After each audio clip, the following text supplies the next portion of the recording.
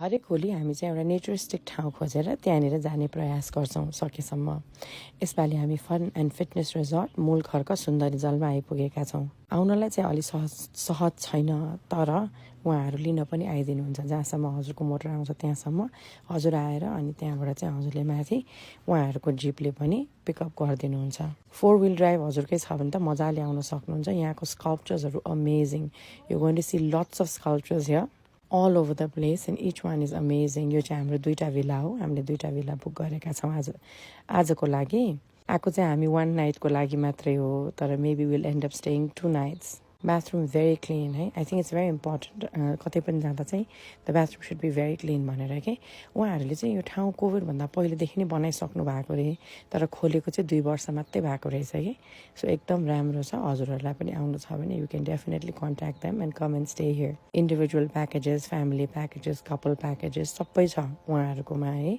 हजुरहरूले मजाले कुरा गरेर एक्स्ट्रा बेड पनि हालिदिनु हुँदो रहेछ। अर्को रुममा चाहिँ हाम्रो एक्स्ट्रा बेड थियो, यसमा चाहिँ हामीलाई एक्स्ट्रा बेड चाहिएको थिएन, त्यसैले छैन यसमा चाहिँ।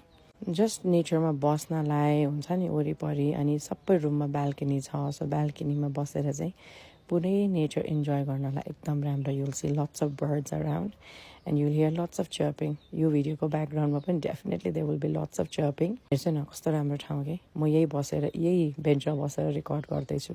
And I am such a big laliguras fan. We definitely wanted to see laliguras. अनि यो चाहिँ फुल भ्यू तलबाट है, तलबाट पुरै भ्यू हेर्नु। Belu is also enjoying a self. हेर्छु न उल्लुको स्कल्पचर पनि छ कि। So there sculptures all over the place and the swimming pool looks so tempting. Unfortunately I haven't swum in here yet, but I will. अनि माथिबाट पनि भ्यू कस्तो राम्रो छ हेर्छु त, पुरै काठमाडौँ भ्याली देख्छ।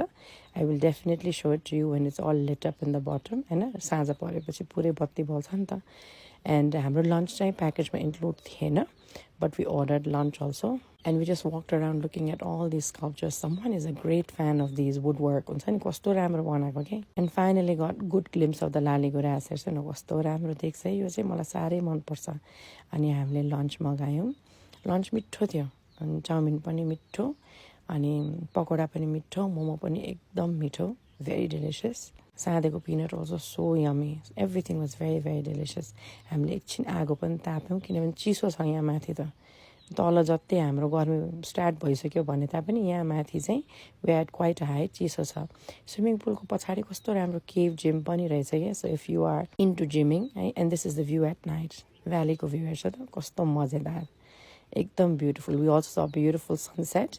अनि त्यहाँदेखि चाहिँ वी ह्याड आवर डिनर चाहिँ was included in our package and they made quite nice actually. दाल चावल चिकन तरकारी मिठो थियो।